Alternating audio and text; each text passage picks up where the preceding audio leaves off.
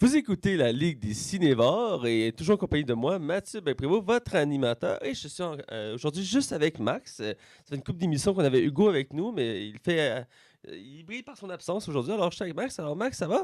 Ça va super bien, toi, Mathieu? Ça va super bien. Écoute, ça faisait un bout qu'on n'avait pas fait une vraie émission. On en a fait une la semaine passée, mais c'est spécial top 10. Ouais, c'est ça. On Et n'avait pas parlé de ce qu'on a vu. Là. Voilà, ça fait une grosse liste d'ailleurs. Ça va prendre une grosse partie de l'émission, j'imagine, d'en parler. Ouais, forcément. Là. Et cette semaine, on parle d'un film assez particulier. On parle le film Lego Batman. Ben, Batman Lego, je sais pas comment le dire, mais bon. C'est un film d'animation. On n'en a pas fait souvent à date. Et je pense que c'est le troisième, je crois. Film d'animation, ouais. Ouais. On a eu Zootopia, puis on a eu... Party de saucisses. Ouais. C'est pas mal ça. Ouais. Monsieur James Franco qui est dans la marde en plus. Là. Ouais, ça, c'est assez triste. T'es-tu déçu? Je suis déçu. C'est un acteur que j'aime beaucoup. Puis il est en pleine ascension en ce moment. Là. Ouais. Lui, puis Stanley, comme Stanley qui sort de nulle part. Mais c'est vrai que c'est complètement faux. T'as Michael Douglas aussi là-dedans aussi. Ah ouais, Michael Douglas? Ouais. Pour vrai? Ouais. Pas pendant qu'il était avec sa femme. Je sais pas. Hey man, il sort avec Catherine Zeta-Jones. Je sais pas si tu sais c'est qui. Oui. Là. C'est encore une super belle femme encore aujourd'hui. Ouais. Tu sais, pas, parce que c'est comme un bon vin, là, je veux dire, Ouais, je veux dire par là. Hey, ça semble péjoratif, mon enfant. On va continuer. Oui, on va continuer. Donc, résumé de l'émission, on va parler mime, troll et tueur à gages. Alors, sans plus attendre, on va du côté des chroniques. Les chroniques! Alors, on est du côté des chroniques et on commence chaque semaine de la même façon. On parle de ce qu'on a vu et écouté. Et je laisse Max commencer. Qu'est-ce que tu as vu pendant ton temps des fêtes? J'ai vu beaucoup de choses. Fait que il y en a que je vais passer en surface. Parce que Tu peux skipper tout ce qui est porno, là? Ça ouais, serait... non, ben là, ça, écoute, oui, j'ai juste vu un des petits bouts, hein. Fait que. Puis j'ai tendance à regarder à la fin d'avance. Là. Ah là là. Ouais. Non, j'ai écouté, on va pouvoir en parler ensemble, j'ai écouté Bright. Oui, moi aussi. Le fameux film de Netflix que j'ai eu la chance de critiquer à la radio. À ma radio, oui. Ouais, au 109. Et non, c'est ça, Bright avec Will Smith, c'est le premier de vrai blockbuster de Netflix. Parce que le deuxième est déjà annoncé, mais on va en revenir tantôt. Ouais. Écoute, moi j'ai aimé ça, j'ai pas capoté, là, ça s'écoute vraiment bien, genre. Ouais, c'est un bon film, il m'a surpris. J'avais pas encore la critique, mais j'ai écouté avec mes amis, puis on a vraiment aimé ça. C'est sûr, c'est pas le meilleur film de Will Smith. Clairement Il pas, est là. assez normal dans son film. C'est pas lui qui brille. Il fait du Will Smith, là. Ouais, voilà, mais le scénario en soi est assez surprenant. L'ambiance, le côté artistique, c'est vraiment bien. Mais j'aime le concept et le thème. Fait que je trouve ça déjà intéressant. Je comprends. Pour vrai, j'ai la misère à comprendre pourquoi la critique est si assassine avec le film. Écoute, le film a clairement des défauts, mais Ouais. à ce point-là, je trouve que c'est d'être de mauvaise foi. Pour vrai, là.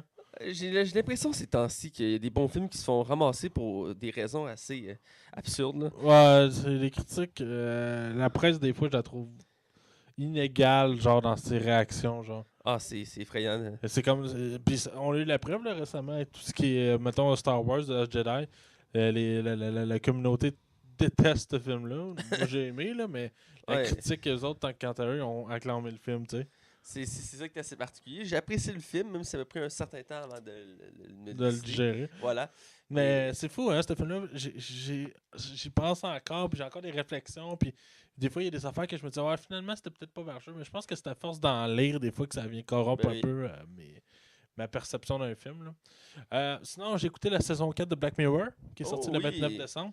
Écoute, c'est encore fucking bon, man. C'est hallucinant comme série. Si vous n'avez pas vu ça sur Netflix, pour donner un résumé rapide, dans le fond, c'est tous les épisodes indépendants. Il y a comme 5 à 6 épisodes par saison. Et dans le fond, on va toucher à des aspects de la technologie. Parfois, à quel point que ça peut être malveillant ou que à quel point ça va devenir dégueulasse à la fin. Là. Il y a vraiment une perception, puis c'est vraiment, vraiment bien écrit. C'est avec des acteurs vraiment de talent. Et à titre d'exemple, dans la saison 4, il y a Jodie Foster qui a réalisé un des épisodes. Ouais, c'est pas rien. Puis il y en a un qui est comme un rip-off de Star Trek, mais c'est super intéressant pour elle.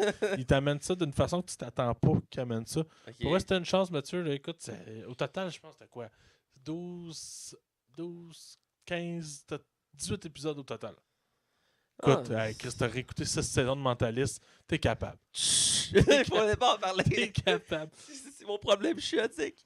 Aidez-moi! Sinon, je suis pas un grand amateur de sitcom, mais celle-là, je l'aime vraiment de cœur et d'amour. C'est Brooklyn Nine-Nine. J'en ai déjà parlé à l'émission. Oui, je connais. Avec Sam Zuckerberg, quelque chose comme ça. En tout cas, c'est. Puis Tyler Crew. Tu sais, j'adore Tyler Crew. Il est drôle. Moi, ce gars-là, je l'adore. Il me fait rire. Puis il est vraiment sympathique, genre, comme personne. Et non, c'est ça. Pour résumer un peu, c'est tous des policiers dans un cabinet de policiers dans le district 99. Et dans le fond, c'est une sitcom qui va relater leur quotidien. Mais écoute, c'est vraiment bien décrit, puis c'est vraiment drôle. Puis tu te dis à chaque épisode, comment tu veux faire mieux que celui-là? Puis écoute, il t'a une continuité, puis c'est probablement une des meilleures sitcoms qu'on a à la télévision depuis je sais pas combien d'années. Pour vrai, c'est vraiment de qualité. Là. Es-tu disponible en français? Oui. Ah. Là, je vais me faire juger en Christ. J'ai vraiment essayé de l'écouter en anglais, cette série-là, puis j'embarque pas. En français, je la trouve meilleure, je trouve. Mais le mot est adapté avec la langue, hein, aussi.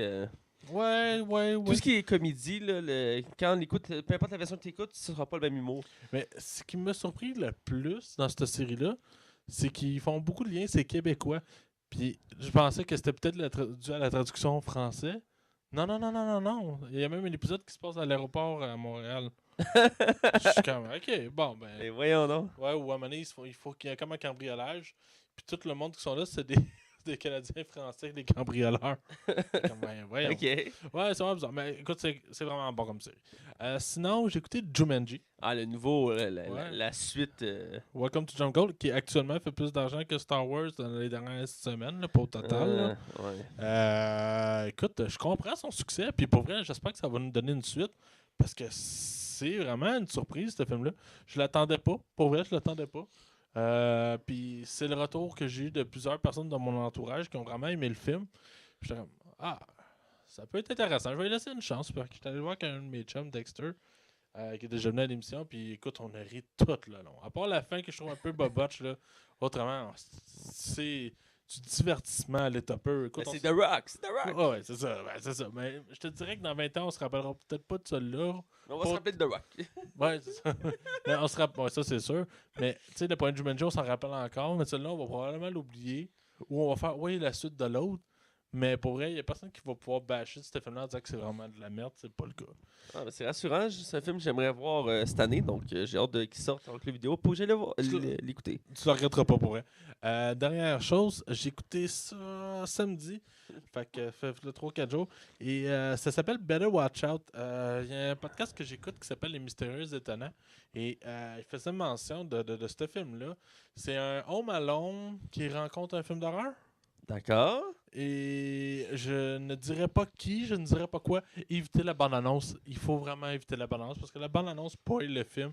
Et j'ai été chanceux. J'ai ça quand ils font ça. Ah ouais, puis il spoil un nest punch. Puis écoute, je suis content de ne pas avoir vu la bande-annonce. J'ai juste écouté ce qu'ils ont dit, les gars. Je fais, ok, je prends une chance, je vais l'écouter de même. Puis j'ai adoré parce que je connaissais pas le punch. Puis je suis allé voir la bande-annonce après. Puis ça te le brûle après 10 secondes. T'es comme, ben non. Cette valeur! Il y a beaucoup de séries et de films dernièrement, j'ai remarqué qui font cette erreur-là, qui spoilent tout dans les bandes annonces. Puis j'ai un de mes amis, Ismaël, avec qui j'écoute beaucoup de films. Et lui, il est rendu qu'il fait une technique particulière. Il regarde plus les bandes annonces des films. Il va regarder les posters, tout simplement. Il va se fier aux posters pour savoir s'il va écouter le film ou pas. Ben, c'est comme Black Panther, la saison 3, pas la saison 3, la troisième bande-annonce qui est sortie. Ouais. Je l'ai pas regardé.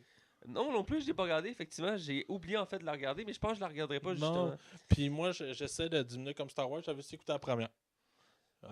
Idéalement, c'est d'écouter la première juste pour s'en une idée. Puis, ouais, je veux juste voir un peu de quoi de la direction que le film va avoir. Puis après ça, je vais écouter le film de toute façon, comme des Star Wars ou des films de Marvel, je sais déjà que je vais aller les voir. Fait que bande-annonce ou pas bande-annonce, moi, ça me vend pas le film. Ça me fait juste ma hype plus. Puis finalement, j'aime mieux avoir une surprise. Et là, c'est ça. Je revenais à mon film Better Watch Out pour finir parce que j'en parle, mais il n'y a personne qui sait c'est quoi. Dans le fond, c'est l'histoire d'un jeune garçon qui se fait garder par sa gardienne. évidemment. Puis en plus, elle part, elle déménage 2 jours après. Fait qu'elle décide de garder le petit jeune pour une dernière fois.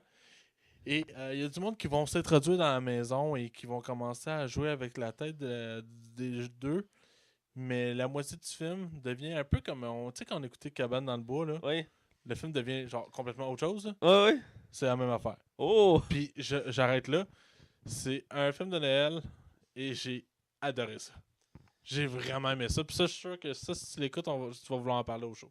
Écoute, ça m'intrigue beaucoup, c'est le genre de choses que j'aimerais écouter. Je vais le mettre dans ma liste. Ouais, tu vas l'oublier, mais c'est pas grave. Arrête donc, arrête donc. J'ai une bonne liste de choses et je les oublie pas. Quand c'est quelque chose de bon, ça reste marquant. Ben, tu vas voir, il vient souvent. On va souvent sur les mêmes sites pour aller voir les films qui sortent. Voilà! Et il revient souvent, fait que c'est une chance. Je vais regarder ça. Alors, Matt, toi, Ben, t'as c'est à quoi mon cette tour. semaine? Écoute, je vais essayer de faire quelque chose d'assez vite parce que j'ai vu beaucoup de choses. J'ai appris ça d'abord, j'ai oublié une couple de choses que j'ai vues. Ben, c'est depuis le temps des fêtes, il s'est passé quelques semaines. Donc, il y a beaucoup de choses que j'ai faites. Donc, j'ai pas retenu tout. J'aurais dû faire une liste, évidemment. Ce que je n'ai pas fait, j'en suis désolé. Je vais essayer de faire attention les prochaines fois. Mais de toute façon, on a beaucoup de stock, toi puis moi, cette semaine. Oui, là. oui. Mais je vais commencer rapidement avec un premier film qui est Blonde Atomique, qui est un film de 2017 que je n'avais pas encore vu. Je m'étais lancé un défi avant la fin de l'année 2017 d'écouter quelques films que j'avais ratés. Et Blonde Atomique faisait partie de cette liste-là. Et je l'ai écouté avec des amis et j'ai bien apprécié. Blonde Atomique, c'est un peu le même style que John Wick. Dans le style où tu as une tueuse, dans le cas c'est une femme, une espèce de agente qui est prête à tout pour réussir ses missions. Puis elle est comme un peu John Wick, elle n'est pas tuable, puis elle est très résistante. Et c'est avec Charlize Theron, une très bonne actrice qui faisait la méchante dans le dernier Fast and Furious et que j'avais apprécié quand même. Ben, elle était un peu molle comme méchante, mais il reste qu'elle a le caractère. Dans ce cas-ci, elle est vraiment bonne. J'ai adoré le film. Depuis Mad Max, ça se laisse aller en crise. Elle est partie, elle, puis c'est un très bon film d'action. L'ambiance est bonne, ça se passe pendant la guerre froide, à l'apogée du mur de Berlin, quelques temps avant qu'il s'effondre. C'est pas dans nos années à nous autres? Non, ça se passe pendant la guerre froide. Pour vrai, j'étais sûr que c'était pendant nos années parce qu'il y en a qui parlaient d'un crossover entre John Wick puis Ben, peut-être que ça pourrait être possible, mais l'histoire en tant que telle se passe pendant la guerre froide. Puis c'est basé, je pense que c'est sur une des BD ou d'une œuvre. J'ai aucune idée pour Ça ça. le dit au début, basé sur tel truc, j'ai oublié de vérifier, mais c'est connu et c'est vraiment bon. L'ambiance est très sombre, très froid. Le personnage, c'est une femme forte, combattante, puis elle est très créative dans ses méthodes pour vaincre ses ennemis. Il varie-tu, genre, la façon qu'elle va tout le monde, genre? Ouais, c'est vraiment des bonnes méthodes, puis c'est Comme- surprenant. Là. Comme à la John Wick, littéralement? Ben, c'est style John Wick, puis les scènes de combat sont très longues, très bien chorégraphiées, puis sont assez folles, puis contrairement à John Wick, elle se maganer. À un moment donné, ta voix, elle a plein de sang, elle est poquée, elle bouette un peu, mais elle le pétait à la gueule à une trollée de personnes, là, tu sais. C'est vraiment bien fait, les scènes d'action. L'histoire est vraiment bonne. Je dirais qu'il n'y a pas de vraiment de défaut sur ce film-là. Il y a l'acteur, j'ai un blanc, son nom, c'est l'acteur. James McAvoy? Hey, t'es fort, tu vis dans ma tête. Ben, je l'avais vu à l'annonce, puis cet acteur-là, tout ce qu'il fait, absolument, j'aime ça. Là. Ouais, ben, il fait un très bon rôle là-dedans, surprenant lui aussi. Il est fort dans les rôles très poussés psychologiquement, si on pense à Split. C'est un peu le même principe. Il joue un peu avec notre cerveau dans le film. Moi, tu sais ça, c'était comme mon film préféré de lui, rapidement. Puis, ce film-là, ouais, c'est ça, je l'identifie automatiquement, ce film-là. J'ai jamais vu. C'est un de mes films d'action préférés à vie, là. Il fallait que je le voie. Il est dans mon top 10. Écoute, ce film-là, je pense que je l'ai écouté comme 20 fois. Ouais, puis j'ai fait le jeu comme 20 fois aussi. Le jeu, j'ai pas de jeu. Ouais, le jeu, il était pas si pire. Mais en tout cas, je te laisse continuer, je m'excuse. Je continue. J'ai vu hier un classique du cinéma. Ah oui, je l'ai écouté l'an passé, moi. Tu l'as écouté avancé? Je pense que je t'avais parlé en plus. Ouais, ça se peut bien. C'est un film, écoute, c'est mes collègues qui voulaient l'écouter. Puis ben, j'ai écouté avec eux parce que j'avais rien d'autre à écouter. L'as-tu écouté sur Netflix ou... Je pense que c'est sur Netflix qu'on l'a écouté. Ouais. Parce que je suis arrivé puis ils venaient de le partir, fait que je l'ai écouté avec eux. Puis c'est ce que Femme veut avec le très bon Mel Gibson. Mel Gibson, merci. Quand il n'y a pas de commentaires antisémites, ça doit être intéressant. Ben, c'était dans sa période qu'il était en pleine gloire et qu'il essaie des rôles variés parce que c'est un acteur spécialisé dans ce qui était action à l'époque. Ben, action ou très... des films rough, là, un peu. Là, Des drames, les... Ouais, je dis ça, drame serait plus le bon terme que Je me rappelle rough. toujours, Là. J'avais beaucoup aimé Braveheart qui jouait dedans. Oh, ouais, ben, ça, c'est culte. Là. Ah, c'est cool. Et dans ce cas-ci, c'est un film qui date de, je pense que c'est genre 2002, 2003, un truc du genre. Non, même pas. Je pense que c'est des années 90, ce film-là, ce que Femme veut. Et c'est une bonne comédie. Ouais, depuis 90, je pense. Puis le concept est simple, c'est qu'on suit un expert publicitaire. Ça n'a pas vieilli, hein, by the way. Ah non, ça n'a pas vieilli. On suit un expert en publicité qui travaille pour une compagnie qui doit atteindre le public féminin. Et il est en train de perdre sa job parce qu'il n'est pas capable de comprendre les femmes. Et il va y avoir un accident. Et il va être capable d'entendre les pensées des femmes automatiquement. Et au début, il va être effrayé par ce pouvoir-là parce que ça va le rendre fou. Et il va réaliser rapidement que, dans le fond, c'est un don qui peut s'en servir à son avantage. Et là, tu t'imagines bien, ben, tu as déjà vu, tu t'imagines la suite des événements. Ouais. Ben écoute, je pense que je ferais pareil. Ben, je serais tenté de faire pareil. Même si je suis quelqu'un de good, je te dis que lui, Ah, on m'en calisse. Je pense que j'aurais pas de morale pour vrai. Hein. il s'amuse à manipuler les Mais femmes. je pense que l'affaire qui me ferait le plus peur là-dedans, c'est d'être blessé, genre. Ouais, ben, effectivement. Ben, des fois, il entend des commentaires. Au début, il entend plein de commentaires négatifs sur lui, puis ça le blesse. Puis c'est là qu'il commence à changer pour que ce qu'il Plaire à entend tout le monde, concorde. Puis il s'amuse à cruiser toutes les filles, tout ça, puis il rend même des femmes folles de lui, que je trouve ça très comique. Il me comprend. Ouais, c'est ça. Puis même il y a une qui pense qu'il est gay tellement qu'il est sensible, là, c'est très drôle. Mais c'est un très bon film. Un petit bijou de comédie, je trouve qu'il vieillit pas, puis j'ai adoré, puis la fin est vraiment bonne parce qu'il y a une morale, là. Son personnage a évolué, puis c'est une bonne performance pour Mel Gibson qui n'était pas habitué à faire ce genre de rôle-là. Et je dirais que c'est un petit dernier, c'est dans sa phase de ses meilleurs films. Là, Ouais.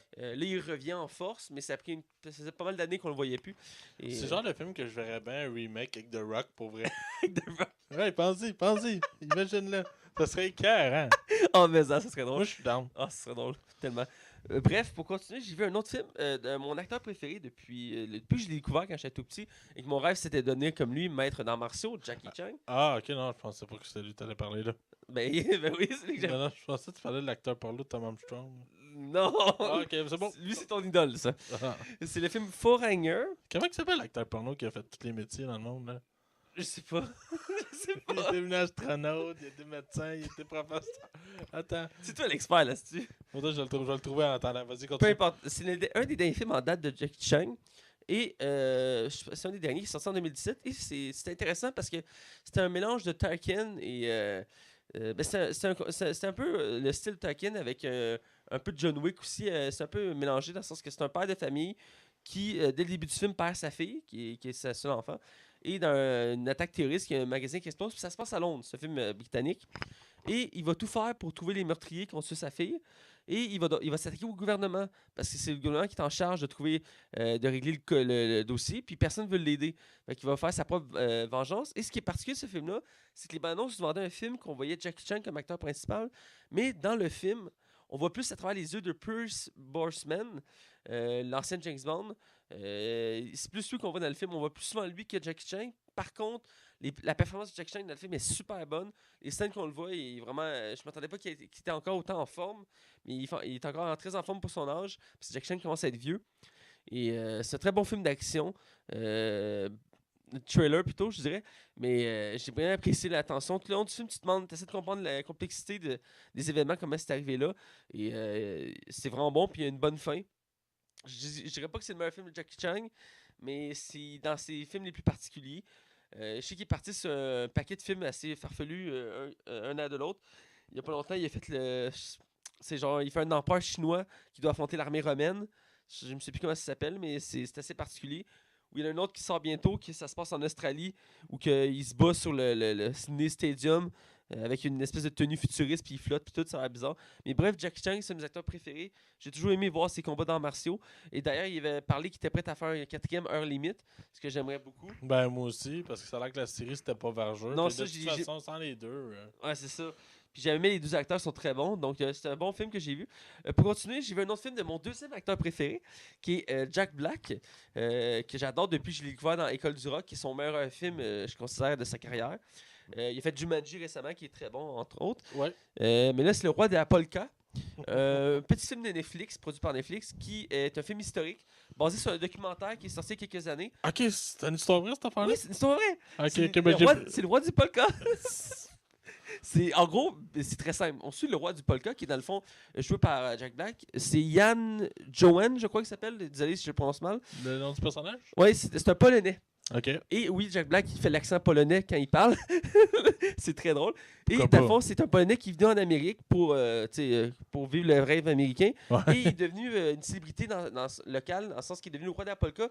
Il chante de la musique polka, puis il danse, puis surtout les vieux viennent le voir, puis ils dansent avec lui. Puis il y a un gros band, tout ça, puis il est populaire. Puis à un moment donné, il commence à avoir des dettes d'argent, puis il doit trouver une solution. Et c'est là qu'il va avoir une idée. Il va commencer à demander aux gens d'investir parce qu'en plus d'avoir un band, il y a un magazine de souvenirs de produits de la Pologne. et il va demander aux gens d'investir dans son magasin. Fait que les gens vont commencer à donner des chèques, 5 000, 10 000, 15 000, 20 000. Et là, c'est là que tu vas voir que tranquillement, ça va se transformer en système pyramidal parce qu'il promet des taux de 12%. Fait que tu donnes 5 000, à chaque mois, je te donne 12%. Là, tout le monde commence à en donner parce que plus du monde qui en donne, plus que sa réputation monte. C'est une vente pyramidale, dans le fond. Ouais, ben c'est ça, il va développer une des plus grosses systèmes pyramidales de l'histoire des États-Unis. Une des premières, j'imagine. Oui, une des premières aussi. Ça se passe dans les années 70, si je me trompe pas, 70-80. Et non, excuse-moi, je recommence, c'est 80-90. Est-ce qu'à cette époque-là, c'était légal? Ben, Ou c'est grâce à lui que c'est pas légal. Dès le début du film, il s'est tapé ses doigts par le gouvernement. Puis il fait oh, c'est pas grave, je vais arrêter. Puis il est pas capable d'arrêter. Puis d'ailleurs, le film finit, je pense, en 2003-2004. Parce que le gars est toujours en vie, d'ailleurs, le fameux roi d'Apolka. Mais le film est très bon. Jack Black fait une très bonne performance. Puis c'est un film qui s'écoute bien. Puis c'est aussi, je disais en joke quand j'ai fini le film que c'est le genre de film qui me donne le goût de faire un système pyramidal. Mais après, je me suis dit, l'orange me va pas bien, donc je vais m'abstenir. Mais c'est une comédie? C'est un drame ou les deux? C'est une comédie, mais. Légère? Ben, c'est une comédie, c'est drôle, parce que c'est du Jack Black, mais à la fin, ça finit pas super bien, parce Non, que sans doute, là. c'est historique, mais il reste que le film est bon, puis une bonne morale, puis Jack Black fait une bonne performance. Mais est-ce que tu ris pas à pleine gorge, dans le fond, mais c'est divertissant? Ouais, c'est divertissant, puis t'embarques dans l'histoire, t'es curieux de comprendre ce qui se passe, puis tu te demandes comment il fait pour être aussi persuasif, parce que le gars, il a rien pour lui, à part qu'il est très populaire chez les vieux, puis il convainc tout le monde. Tu sais, à un moment donné, les gens commencent à avoir des doutes, ils veulent retirer leur argent, puis il fait pas de problème, tenez votre 200 000, mais vous savez, si vous me le laissez, je peux augmenter votre taux à 20%. C'est comme, ah ben si c'est 20%, d'accord. Fait qu'il reprend le chèque. Puis tout le long du film, il y a deux autres personnages qu'on suit, c'est sa femme, premièrement. Y a-tu beaucoup de monde qui a perdu de l'argent là-dedans? Oui, ben, à la fin, t'as des vraies images du documentaire, puis t'as les statistiques, tout ça. Et dans le fond, il a fraudé pour 4,5 millions. À tabarnak. Mais attends, ça paraît gros, mais il avait juste fait 12 États. À la fin, avant de se faire pogner, il avait télé son système sur 12 États aux États-Unis, sur les 50 États, là. Ça veut dire que s'il n'aurait pas été pris, il aurait pu quadrupler son profit, là. Mais... la condamnation aurait été encore pire. Ouais, ben, c'est ça, mais il y a une bonne morale à la fin du film. Puis l'autre personnage, c'est sa belle-mère. Puis tout le long du film, sa belle-mère arrête pas de bâcher. À chaque fois que tu la vois, elle envoie chier Jack Black. Puis elle fait un contraste assez particulier. Puis elle aussi a une bonne morale à la fin du film. Mais c'est un bon petit film, il n'est pas très long, je pense qu'il dure 1h30 ou un peu plus. Puis ce que j'ai aimé, c'est surtout ce genre de film-là, c'est qu'à la fin, tu vois des vraies images extraits de la vraie vie. Puis tu sais aussi, il t'explique qu'est-ce qui s'est passé après ou comment ça s'est fini, tout ça. Et tu peux voir.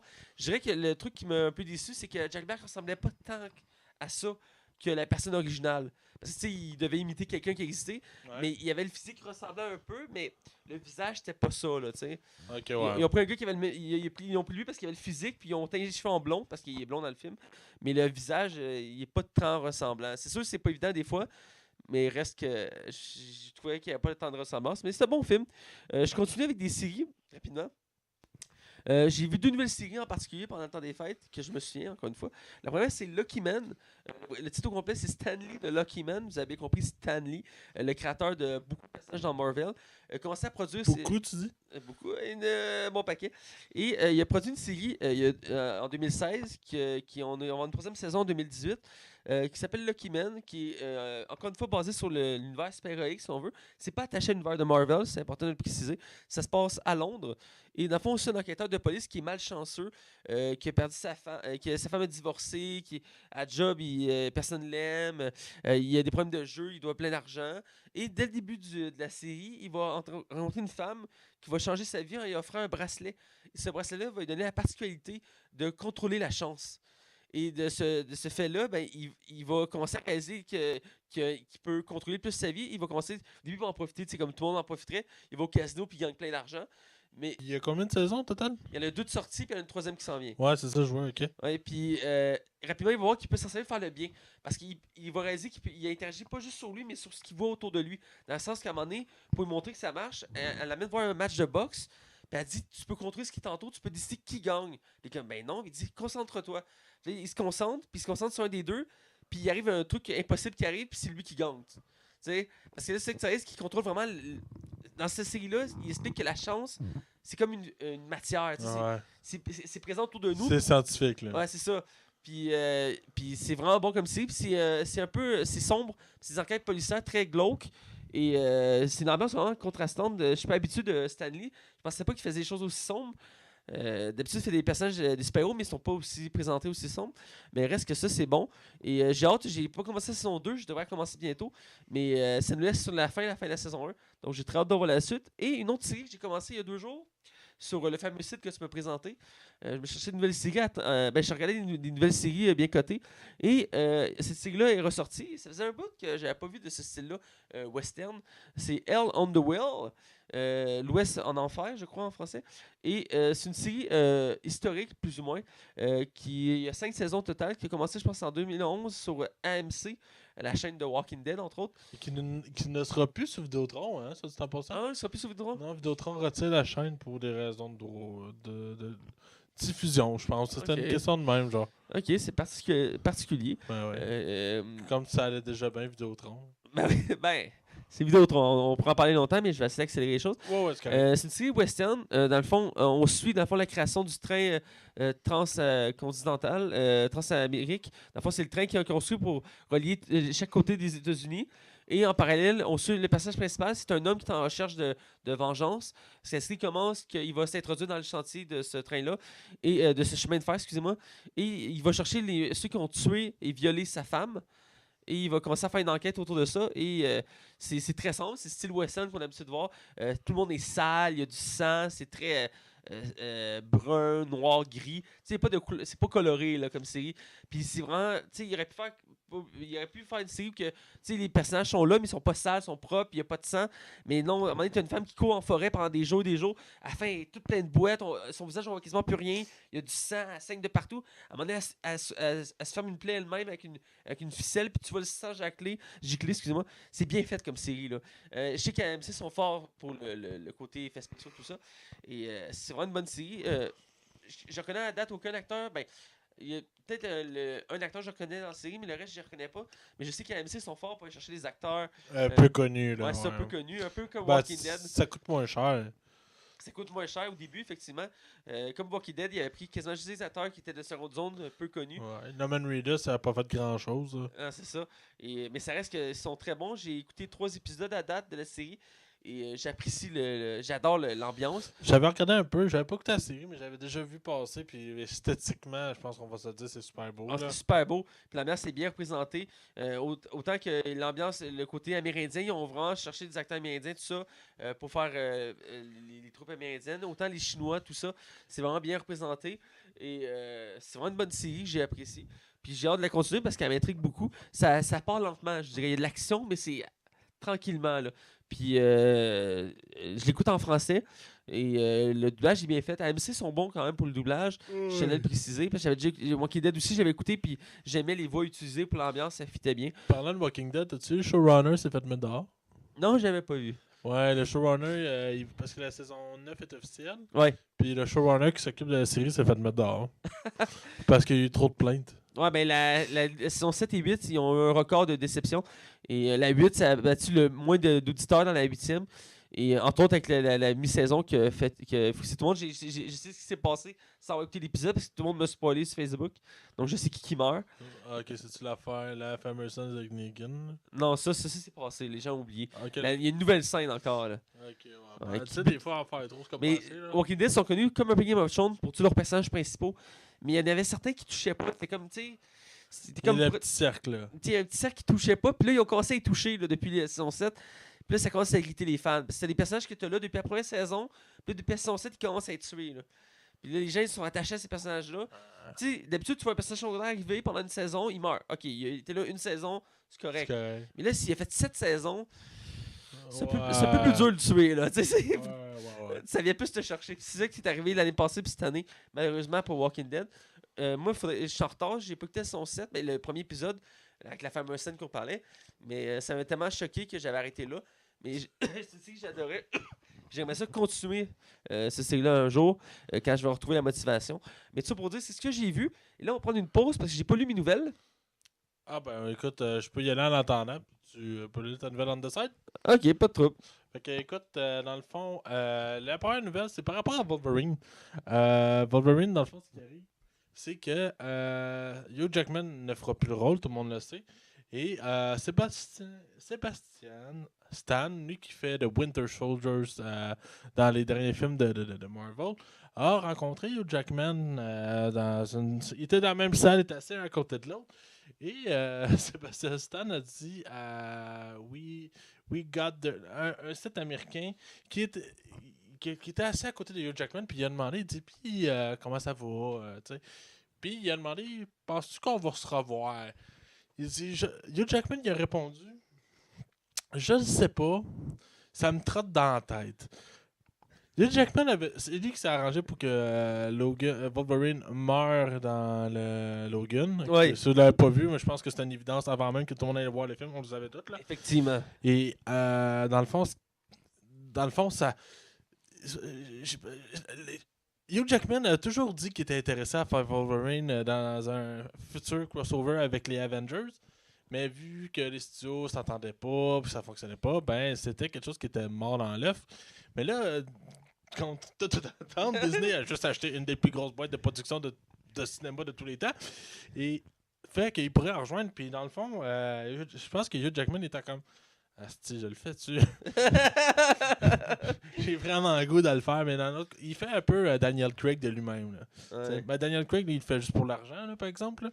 Mais, Hugh Jackman aussi, forcément, mais je pense que lui, il a un réel amour pour le personnage. Ah, ben, il a adoré le personnage, puis c'est entre autres ça qui a fait sa carrière, donc c'est normal. Ben oui. Puis Daniel Craig, lui, c'est parce que c'est des. Pour vrai, c'est vraiment les zéros en arrière de check. C'est pour ça que dans Spectre, je l'aime puis je l'aime pas, genre. Ouais. Je sais qu'il le fait pas pour les bonnes raisons, puis ça me gosse. Ouais, il va faire ça aussi pour le prochain. Là. On verra ce que ça va donner. Ouais. Pour continuer, c'est quoi tes autres nouvelles? C'est une petite nouvelle. Le volume 3 de Guardian of the Galaxy est officiel pour l'année 2020. On est déjà rendu là. Et, dans la phase 4. Ouais, c'est James Gunn lui-même qui l'a annoncé. On sait pas trop à quoi s'attendre. On sait juste qu'il n'y a aucun X-Men puis aucun 4 Fantastique qui sera relié au film. J'avais vu les 4 Fantastiques, il y a un lien, ça peut être intéressant. Ouais, moi aussi, genre le surfeur d'argent. Je suis un peu déçu, mais il y en a qui parlent que James Gunn pourrait travailler ses projets d'X-Men après les Guardians of the Galaxy. Oh. Parce que lui, il a déjà montré de l'intérêt. On peut s'attendre que Groot soit encore adolescent. Ah. Tu sais, moi, je pensais qu'après Avengers, il l'aurait mis adulte, mais ça a l'air qu'il serait peut-être encore adolescent, mais c'est pas certain encore. Et on sait pas si Sylvester Stallone va revenir par rapport après son scandale. Ah, ouais. Ouais. Fait que c'est ça. Il est remplaçant, c'est pas. Mais c'est Sylvester Stallone, je l'aime, ce gars-là. Ah, ça me calme. Pas tant que Miley Cyrus revient, là. Oh, oui, puis le gars chauve de Marvel. Ouais, qui faisait Lex Luthor. Oui. Autre nouvelle, écoute, je suis très Marvel aujourd'hui. Pour vrai, cette semaine, on a juste eu des nouvelles de ça cette semaine. Ça, c'est une nouvelle qui me fait vraiment plaisir. Parce que ça fait longtemps qu'on le demande, puis je trouve ça plate que ça aboutissait pas. Black Widow, qui est incarnée par Scarlett Johansson dans l'univers Marvel, encore Évidemment. une fois. C'est officiel, il y a vraiment un film en préparation. On sait pas, ça se peut que le film n'aboutisse pas et arrive à un résultat. C'est mentionné. Mais on est déjà avancé. Il y a déjà quelqu'un qui travaille sur le script de ce film-là. Scarlett Johansson a dit qu'elle était down. Il y en a même qui parlent que ça pourrait être le premier, pas Avengers, mais avec juste des femmes dedans, genre Gamora. Ouais, ben il en parlait depuis un certain temps qu'il va faire un film juste de femmes. Puis moi, je suis down dans mon dit, là. Je suis pas contre l'idée, ça peut être intéressant. Il faut qu'il y ait un scénario qui fit. Parce qu'il réunit tous les personnages féminins de l'univers Marvel. Faut qu'il y ait un lien qui les unisse, là. Ouais, puis de toute façon, il y en a pas tant, fait que c'est pas petit dur, hein. Ouais. Mais non, mais chaque film de Marvel, il y a une femme, là. Mais moi, je serais content, un vrai film d'espionnage, là. Ah, ça serait vraiment cool. Quand ils ont annoncé la nouvelle, il y en a qui comparaient ça à Red Sparrow qui sort bientôt avec Jennifer Lawrence. Ouais. L'histoire est très similaire dans le sens que c'est une femme russe qui apprend, depuis son enfance, qui apprend à être espionne et qui doit infiltrer les États-Unis. Et c'est très similaire à l'univers de Black Widow. Donc, il y en a qui disaient que c'est comme la prequel. C'est le début de tout, genre. Ouais, tu sais.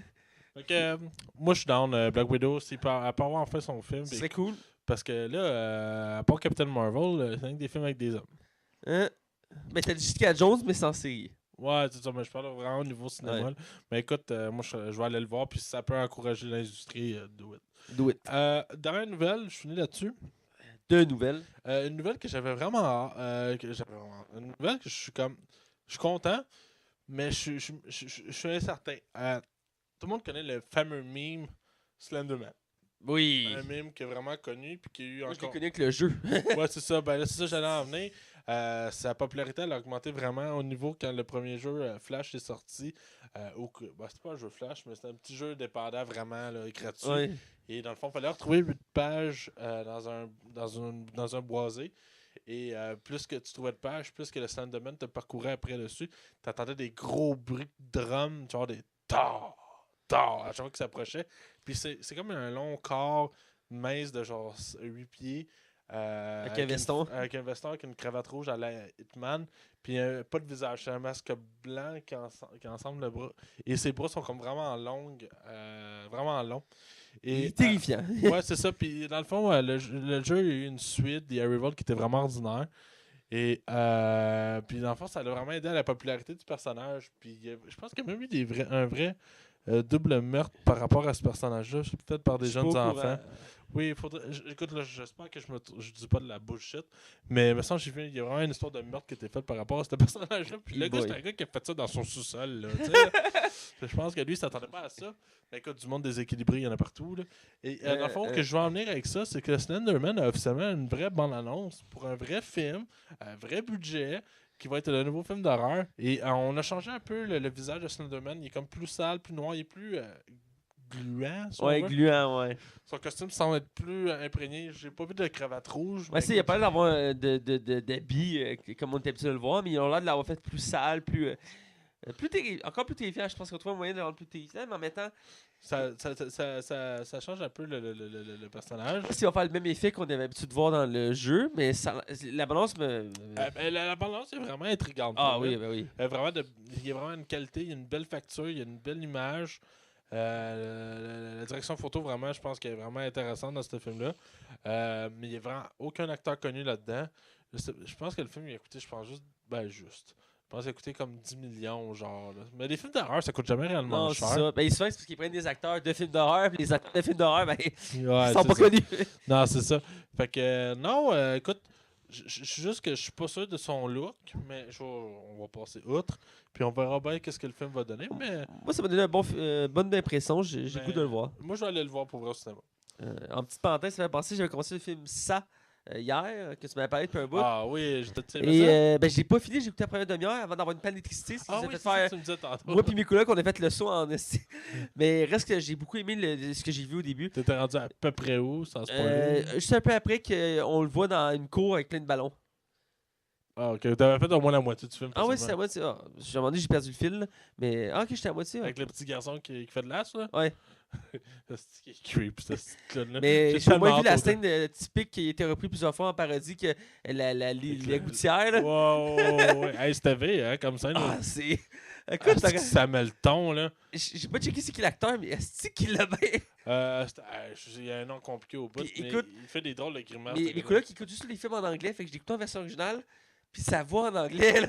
Comment il s'appelle le petit gars qui se fait avoir au début, là? C'est Ben, je pense. Non, il était... j'ai oublié son nom, mais... Bref, vas-y, je vais aller chercher son nom en Mais temps. reste que l'acteur qui fait ça, là, je pense qu'on peut l'appeler même ça, là, parce que l'espèce de clown, là, j'ai écouté en version originale, puis sa voix est terrifiante, là. Et comme full gentil, mais en même temps, fait peur. Tu sais, en contexte, Ah oui, c'est Georgie. Georgie. Puis il le regarde, puis il dit. Hi, Georgie! Puis moi, c'est Hi Georgie! Puis il fait comme. On m'a dit pas parler aux inconnus. Il fait, ben salut! Il dit son nom, puis il dit, ah, ben moi, c'est Georges, maintenant on est plus des inconnus, on peut se parler? C'est comme, tabarnak, il fait fucking peur. Ah ouais. Ah, ouais. Il y a plein de monde qui m'ont fait chienne en disant moi j'ai pas eu peur ce film-là. Moi j'ai fait je suis chienne tout le long. J'ai hâte de le finir. Mais je suis vraiment momoun, moi. Fait que, Ouais. moi je suis allé voir ça au cinéma en 3D, en D-Box. Ouais, fallait que tu le fasses. Ah, Hein. tabarnak, je le chier partout. Pour vrai, je suis sorti du cinéma, je shakais. T'as-tu vu la scène du garage Je suis pas sûr. Je pense avec pas. les photos? En tout cas, Non, j'ai pas vu. Écoute, je te spoilerai rien, mais je peux te dire que moi j'ai eu la chienne en tabarnak au cinéma Tu là-dessus. vas probablement le finir à soir, là. On verra bien quelle heure j'arrive chez moi. Mais. Ouais, en tout cas. Tout ça pour dire que je continue avec mes nouvelles. J'ai pris le temps de les regarder comme de fait pendant que tu parlais de tes nouvelles. Et la première nouvelle, c'est sur le dossier, on va appeler ça le dossier X-Men. Il y a un changement de date pour les films principaux de l'univers des X-Men. Donc, pour commencer, c'est le film Deadpool 2 qui a été rapproché. C'est la seule bonne nouvelle. Ça va être au 18 mai 2018. Donc, très bientôt. On a très hâte pour Deadpool 2 que j'ai hâte très hâte de voir, surtout que Disney a dit qu'il ne touchait pas au film. Donc j'ai très hâte. Pour le prochain film, Les Nouveaux Mutants, qui est le premier spin-off, deuxième spin-off après. C'est un spin-off de l'univers des X-Men, plus horreur, qui va être classé dans les films d'horreur, qui va être repoussé finalement quand même relativement loin. C'est loin quand même comme date. C'est le 22 février 2019, ce qui est dans environ un an. Surtout qu'il avait été annoncé pour 2018 à la base, et là, c'est être repoussé en 2019. Je trouve ça un peu dommage. C'est un des films que j'avais hâte de découvrir pour cette nouvelle ambiance-là dans l'univers des X-Men. Et le dernier, c'est le dossier Gambit. On a deux petites nouvelles sur le dossier Gambit. Le dossier sans fin. Le dossier, le film que Max attend avec impatience depuis... J'ai passé vraiment de « Ah, j'ai hâte, je suis intrigué à mon bureau, là. Si ça sort un jour. » Ça fait maintenant 15 ans que Max attend ce film avec impatience. Mais c'est drôle, on a commencé le podcast, ça fait à peu près... ça fait à peu près un an et demi maintenant. Et quand on l'a commencé, on parlait déjà du rapport du film. Ouais. C'est ironique en maudit. Puis ils en parlaient dès la sortie de Wolverine Origins. Puis ils en ont parlé quand Deadpool est sorti. Parce que la date est annoncée pour le 14 février 2019. Donc, dans la même lignée que Les Nouveaux Mutants. L'autre nouvelle, c'est que le film, oui, il y a une date maintenant, c'est le fun. Mais ils ont perdu leur producteur. C'est, je pense, le troisième producteur qui quitte le projet. C'est un film maudit. Ben, C'est maudit, ce film-là, il n'y a rien à faire. Là. Ouais, c'est clairement. Mais il y en a qui disent que la solution, ce serait que Channing Tatum devienne le producteur du film. Comme Ryan Reynolds pour Deadpool. Je pense que ce serait la solution pour que le film reste stable. Parce qu'en ce moment, il faut qu'il y ait un producteur, parce que le film est censé être tourné cette année. Là. Je pense que c'est cet été qu'il avait annoncé au début. Ah oui, moi je pense qu'il était même censé être commencé. Ouais, en tout cas, il leur pousse depuis une couple de fois. Reste qu'ils sont rendus à l'étape du tournage, et là, il n'y a plus de producteur, ça va mal. En fait, c'est pas le réalisateur qui est parti? J'avais pas de ça, mais ça se passe sur le réalisateur. Ouais, je pense que c'est le réalisateur qui est parti. Excusez-moi, trompé de nouvelle, mais c'est pas grave, là. Ouais. Donc voilà, c'est pour l'univers des X-Men. Il y a le X-Men Dark Phoenix qui est annoncé pour... Lui, il bougera pas. Là. Lui, il bouge pas. Là, donc voilà. Qui est quand même le moins attendu, ironiquement, de la gamme des films X-Men. C'est lui que je m'en calisse le plus. Vraiment, Deadpool, c'est Deadpool. Et, Nouveau Mutant. New Mutant, moi je suis hype. On fait un film de Marvel d'horreur. Crème, go aussi. On essaie des choses, j'aime ça. C'est une des choses qui va me manquer quand Disney va avoir vraiment la totalité du contrôle. C'est peut-être quelque chose que tu vas être, effectivement. Donc, gros mouvement dans tout ce qui est X-Men. Ma prochaine nouvelle, c'est sur la suite d'un film qui vient d'être sorti. Qu'on a pris tout à l'heure, en plus. Qui est Bright. Bright 2 a déjà été annoncé avec Will Smith toujours en rôle principal. C'est pour... Excusez-moi, je suis grippé. 2019, si je ne me trompe pas. Ouais, 2019. Puis là, David Ayer, qui réalisait le film, le premier, va réaliser le deuxième, mais il va aussi écrire le script. C'est pas lui qui avait écrit le script du premier. Oh, là, on verra bien, parce que c'est lui, il me semble, qui avait écrit le script de Suicide Squad. Ouais. Mais c'est lui qui a écrit le script de Fury. J'avais apprécié la version de Suicide Squad, mais le film de base, il est pas... Il est bon côté fidélité de l'univers, mais le scénario, c'est pas le meilleur. Bref, c'est annoncé rapidement. Le film la suite est annoncée, je pense que ça faisait même pas un mois que le film était sorti. Même 2-3 semaines. Donc, c'est quand même bien. Surtout que la critique est assez divisée dans le sens que la professionnelle l'a bâché, mais le public l'a aimé. Je suis de l'avis du public. J'ai apprécié le film. Vraiment bon film. Et original. Avec une ambiance on ne refera pas le tour, mais une ambiance particulière. Et ma dernière nouvelle, c'est elle qui m'excite le plus. Écoute, je sautais de jouer dans mon appart quand toi j'ai qui vu es ça. un amateur de séries, là. De séries, mais aussi de l'univers de John Wick. C'est un bout qui en parlait, c'était pas encore officiel. Mais John Wick a le droit à sa série. Ça va s'appeler Le Continental. Et ça va être. John Wick va être un personnage secondaire, toujours joué par Keanu Reeves. Il a annoncé qu'il est dans la série. Et on va suivre comment l'univers à travers le Continental, qui est le lieu de prédilection des tueurs à gages dans cet univers-là. Et on va suivre des nouveaux personnages dans le même style que John Wick, des assassins hors pair, tout ça. Et j'avais adoré l'ambiance des deux premiers films. J'attends le troisième avec impatience, qui est annoncé pour 2019. Et là, la série, ça va être fou. Moi, j'ai hâte de voir ça. J'espère qu'il va y avoir pas mal de saisons. Ça a l'air fou. Fait que, écoute, c'est un projet que j'ai hâte. J'imagine toi aussi. Tu avais aimé John Wick, je crois.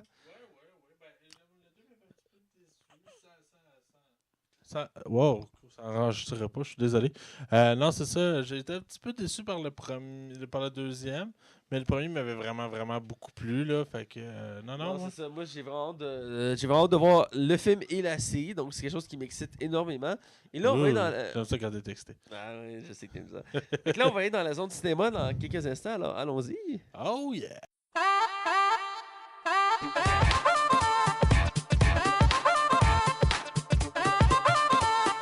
Bienvenue dans la zone cinéma.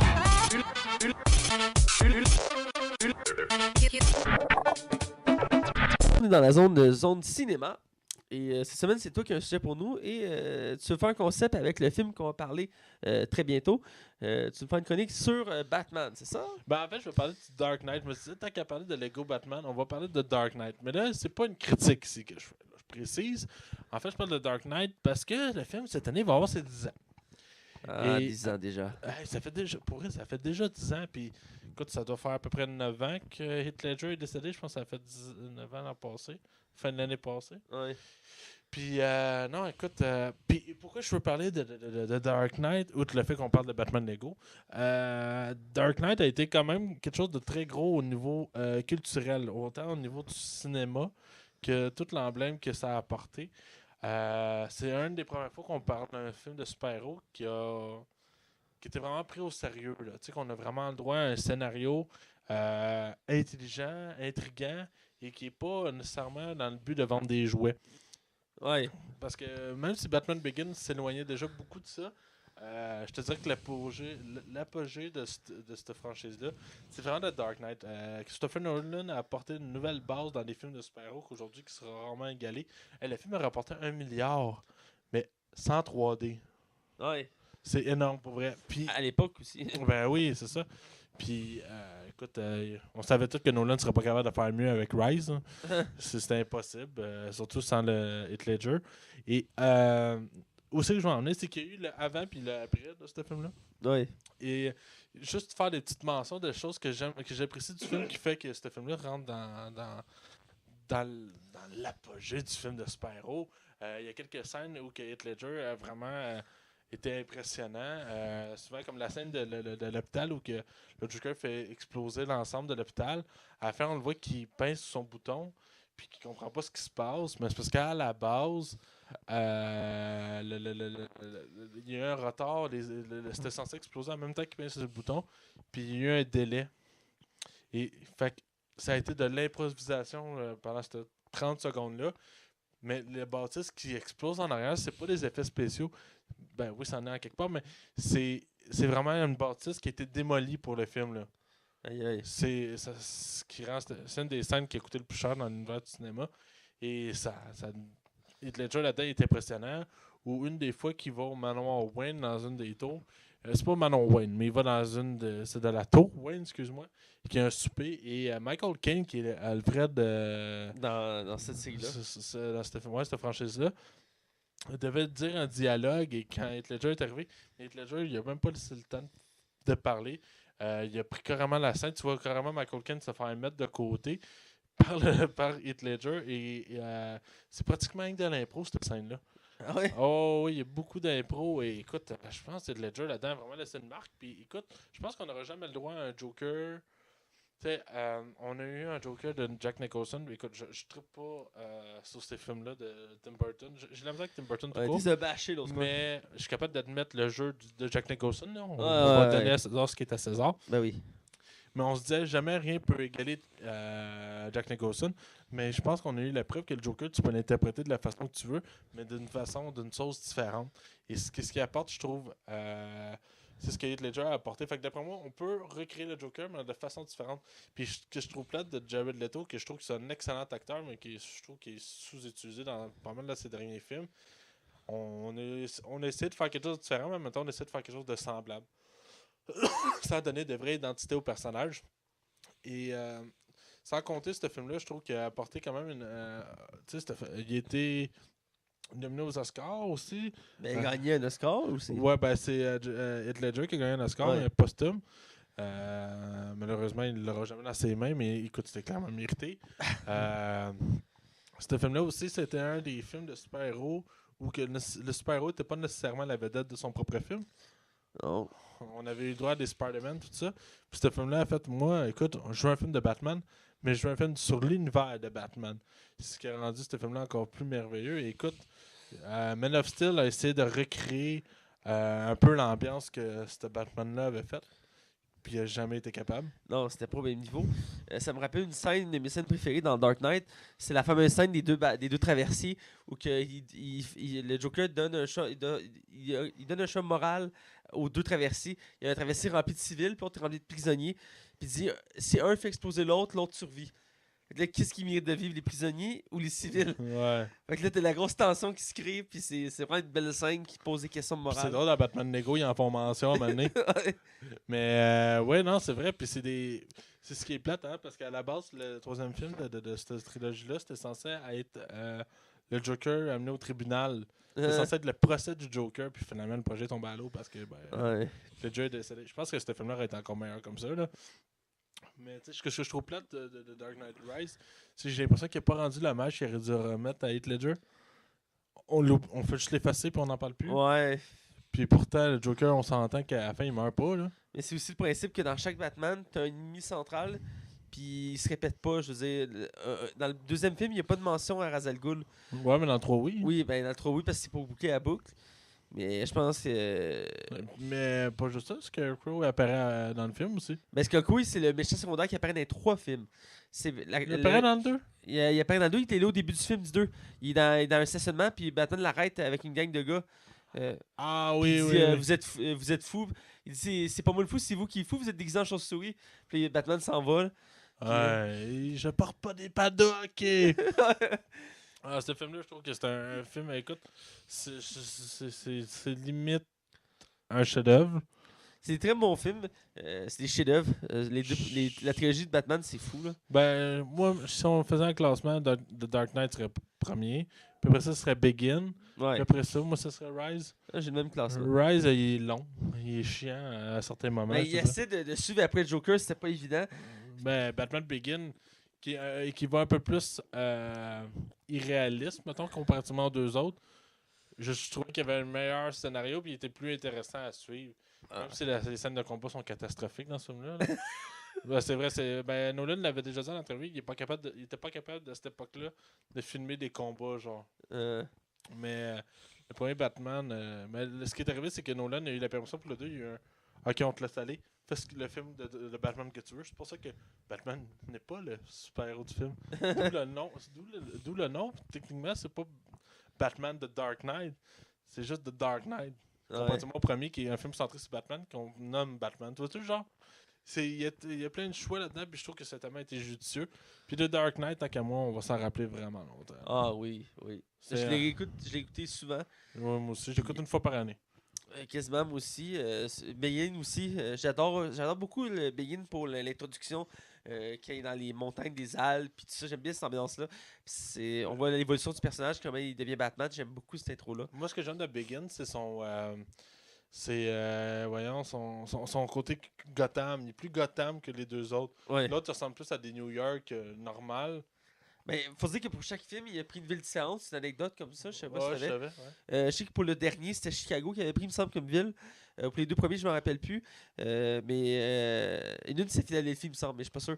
Mais c'est intéressant. Puis des fois, quand tu regardes les scènes à travers les films, il y a des scènes qui se passent à des mêmes endroits, mais selon le film, les cas est un peu différent parce que c'est pas la même ville qui est utilisée. Donc des fois, ils disaient on est à telle place, mais dans chaque film, il était à cette place-là, mais le décor est un peu différent, tu sais.